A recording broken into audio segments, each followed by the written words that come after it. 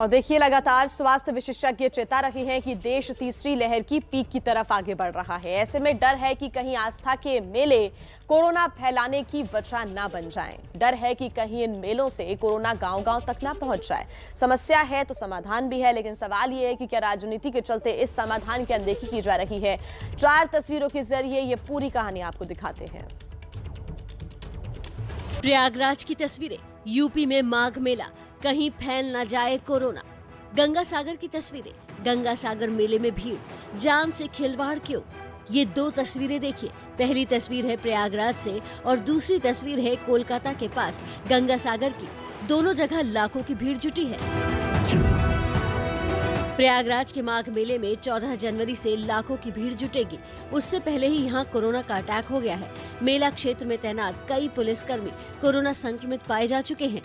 8 police वालों की report positive आने के बाद ये समझा जा सकता है कि आगे हालात किस तरीके से होंगे। हमारा मकसद किसी की आस्था को ठेस पहुंचाना कतई नहीं है, लेकिन हम उसी खतरे के प्रति बार बार आगाह कर रहे हैं कि जहां एक तरफ देश में कोरोना का खतरा तेजी से बढ़ता जा रहा है, वहीं दूसरी तरफ एक जगह पर लाखों की भीड़ जुटाना किसी बड़े खतरे को दावत देने से कतई कम नहीं है। 8 पुलिस कर्मियों के संक्रमित होने के बाद से यहाँ हड़कंप मच गया है। अफरा तफरी मची। वही हुआ जो हम आशंका जता रहे थे। ये कोरोना को दावत देने से कतई कम नहीं है। भक्ति भाव से झूमती इन महिलाओं को कोरोना की कोई परवाह नहीं।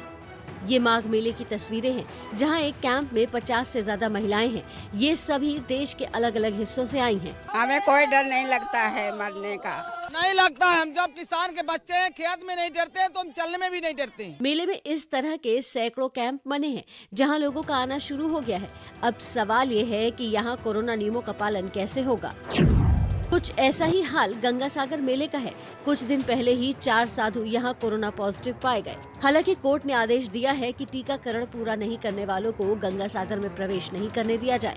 साथ ही एंट्री के 72 घंटे पहले RT-PCR टेस्ट कराना भी जरूरी होगा। कलकत्ता हाईकोर्ट ने निगरानी के लिए नई कमेटी भी बना दी है, लेकिन आशंका इस बात की है कि यहाँ दूर दराज से लोग पहुँचेंगे और जरा सी लापरवाही कोरोना को गाँव-गाँव तक पहुँचा देगी।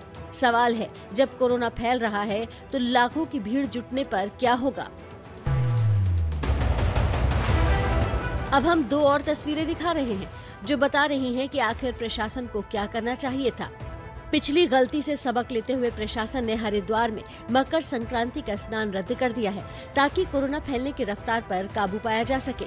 वहीं वाराणसी में इन दिनों सूक्ष्म आरती का आयोजन किया जा रहा है, ताकि परंपरा भी न टूटे और कोरोना भी न फैले।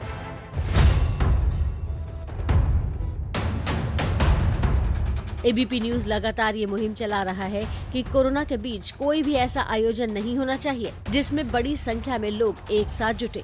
हमारी मुहिम के बाद ही चुनाव आयोग ने 15 जनवरी तक सभी चुनावी रैलियों और रोड शो पर रोक लगा दी, लेकिन आस्था के नाम पर सैकड़ों लोगों के जमावड़े पर प्रशासन और सरकारें हरिद्वार और वाराणसी से क्यों नहीं सीखती।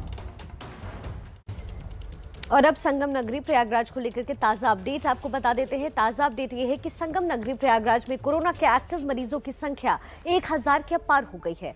प्रयागराज में मंगलवार को मिले कोरोना के 277 नए मामले, जो खतरे की बात है। अब अगली खबर की तरफ भी रुख करेंगे। देखिए, कोरोना टेस्ट को लेकर ICMR ने नई गाइडलाइंस जारी की है, जिसके बाद अब बहुत से केसों में टेस्ट जरूरी नहीं रह गया है। अब सवाल ये है कि क्या अब टेस्ट की जरूरत कम हो गई है या ये आंकड़े कम करने का पूरा प्लान है। लेकिन पहले आप जानिए कि अब किसे टेस्ट करवाना जरूरी होगा, किसे तुरंत टेस्ट करवाना चाहिए। हम आपको ग्राफिक्स के जरिए बता रहे हैं। ICMR के मुताबिक जिन्हें पूरे लक्षण हो उन्हें अब टेस्ट करवाने हैं। खांसी, बुखार, गले में खराश, स्वाद या गंध का चला जाना, इस स्थिति में आपको टेस्ट करवाना है। या फिर सांस से जुड़ी कोई तकलीफ आपको हो रही है तो आप टेस्ट करवाएंगे। साथ ही उम्र अगर 60 साल है आपकी और दूसरी बीमारियां भी है और पॉजिटिव के संपर्क में आए हो तो ही आप टेस्ट करवाएं। ये ICMR की नई गाइडलाइंस है। साथ ही विदेश यात्रा करने वाले लोगों को भी टेस्ट अनिवार्य होगा। डॉक्टर जिन्हें टेस्ट के लिए कहें वो लोग ही टेस्ट करवाएं। ICMR की नई गाइडलाइंस के मुताबिक ये वो चीजें हैं जिसमें आपको टेस्ट कराना जरूरी होगा। तो देखिए, अभी तक आरटीपीसीआर पॉजिटिव आने के बाद दोबारा टेस्ट कराकर ही पता लगता था कि मरीज नेगेटिव हो चुका है, इसलिए बार बार टेस्ट हो रहे थे। लोग घबराहट में भी टेस्ट करवा रहे थे। अपनी गाइडलाइंस में आईसीएमआर ने विस्तार से बताया कि किन लोगों को टेस्ट करवाने की जरूरत अब नहीं होगी। ये भी आपको ग्राफिक्स के जरिए बनाए। जिन्हें कोरोना के कोई लक्षण ना हो वो टेस्ट ना करवाएं। पॉजिटिव के संपर्क में आए लोग जिन्हें दूसरी बीमारियां ना हो वो टेस्ट ना करवाएं। साथ ही होम आइसोलेशन में डिस्चार्ज होने वाले मरीज भी टेस्ट उन्हें भी करवाने की जरूरत नहीं पड़ेगी। कोविड सेंटर से डिस्चार्ज हुए मरीज भी टेस्ट उनके लिए भी अनिवार्य नहीं है। साथ ही बहुत महत्वपूर्ण, एक राज्य से दूसरे राज्य में यात्रा करने वाले लोगों को भी अब टेस्ट अनिवार्य नहीं होगा। यानी बड़ी बात ये कि अब एक राज्य से दूसरे राज्य में जाने के लिए जो आरटीपीसीआर रिपोर्ट की जरूरत होती थी वो भी खत्म हो गई है। आइए आपको सुनाते हैं इस बारे में डॉक्टर क्या कह रहे हैं। इस फैसले से जो सबसे बड़ा फायदा होगा कि हमारा जो है हेल्थ सिस्टम पे अननेसेसरी जो ओवरलोड पड़ा हुआ था, ह्यूज एक्सपेंडिचर जो है किट में जो है रोज जो है 100 करोड़ से ज़्यादा सिर्फ किट में खर्च हो रहा था, वह लोड कम होगा। हमारा ह्यूमन रिसोर्स जो उसमें इन्वॉल्व था बाकी प्रोग्राम में भी वह समय दे पाएगा, सिर्फ क्योंकि कोविड इतना जल्दी नहीं जाने वाला है। तो जो एविडेंसेज हैं कि जिससे ज़्यादा लोग मर रहे हैं, जो ज़्यादा प्रॉब्लम कर रहा है, हमें उस पर ध्यान देना चाहिए क्योंकि लाइफ बचाना जो है हमारी प्रायोरिटी है। तो जो सबसे बड़ा बेनिफिट मिलेगा वह मिलेगा। देखिए, एक तो ओमिक्रॉन जो वेरिएंट है बहुत तेज़ी से फैल रहा है। दूसरी चीज़ हमें ये मालूम है कि 80 से ज़्यादा प्रतिशत जो लोग हैं बिल्कुल माइल्ड इलनेस है उनमें से। जिन लोगों को थोड़ी सी सीवियर इलनेस है भी, उनको कोई बहुत ज़्यादा हॉस्पिटलाइजिंग की ज़रूरत नहीं पड़ रही है, ऑक्सीजन की ज़रूरत नहीं पड़ रही है। अब आप ये बताइए कि अगर हम कम्युनिटी में जहाँ बहुत हाई ट्रांसमिसिबिलिटी है, अधिकतर लोग एसिम्प्टोमेटिक हैं, कोई दिक्कत नहीं आ रही है, सब लोगों को टेस्ट करके हम क्या अचीव करना चाहते हैं? टेस्टिंग के पीछे कोई लॉजिक होना चाहिए। मान लीजिए अगर कोई आदमी निकलता है, उसको आपने पॉजिटिव बता दिया है, एसिम्प्टोमेटिक है, तो हम क्या अचीव करने वाले हैं? उससे हमें कोई चीज़ अचीव नहीं होने वाली है। तो मुझे लगता है जो आईसीएमआर का डिसीजन है कि जो सिम्प्टोमेटिक हैं उनको आप टेस्ट करो, जो हाई रिस्क कॉन्टैक्ट्स हैं उनको टेस्ट करो, और कम्युनिटी सेटिंग में एसिम्प्टोमेटिक टेस्ट करने की ज़रूरत नहीं है। ये एक अच्छा निर्णय है।